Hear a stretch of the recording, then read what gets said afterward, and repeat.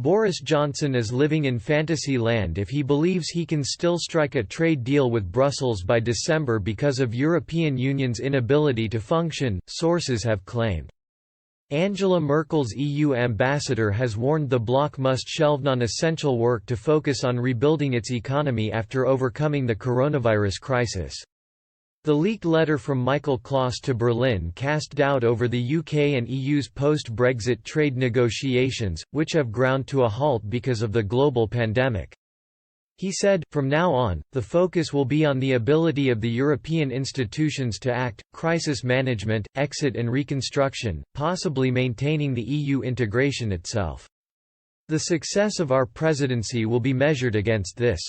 Mr. Klaas added other key issues would inevitably be overlaid or completely receded, according to the memo leaked to German magazine Der Spiegel. The senior diplomat believes the EU's ability to function will remain broadly limited until further notice. The impact of the COVID-19 outbreak on both the UK and Brussels has not affected Mr. Johnson's plans to leave. One EU source said the proposal to strike a deal before the end of the transition period in December, which was already hopelessly optimistic, was now like fantasy land. Downing Street maintains it will not seek to exercise the extension clause in the withdrawal agreement, postponing Brexit by up to 1 or 2 years.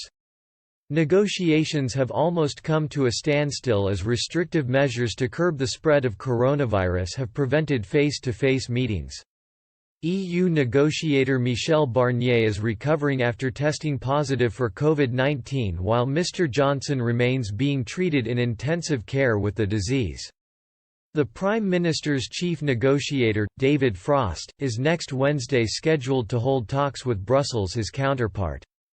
Even if the both sides can agree on holding negotiations via video link, Mr. Klaas warned that the EU's facilities have been severely depleted. EU officials believe a successful negotiations is nearly impossible because the European Council no longer has the capacity to hold a significant number of video conferences a day. Despite the European Commission leading on the UK trade deal, its success hinges on the input from member states.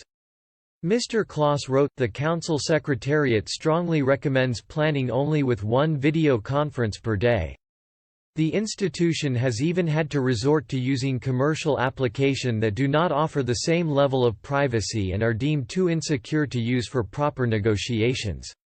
Video conferences, even if they can be carried out, will not be able to replace physical meetings on an equal footing, Mrs. Merkel's Brussels chief added. No formal quorum, no marginalized conversations, no confidentiality of the negotiations, no interpreting. Difficulties in text work. Mrs. Merkel is set to take over the EU's rotating 6-month presidency on July 1, leaving her team responsible for setting the bloc's agenda. It was understood the German Chancellor had wanted to use her influence to help secure a trade deal between Brussels and London.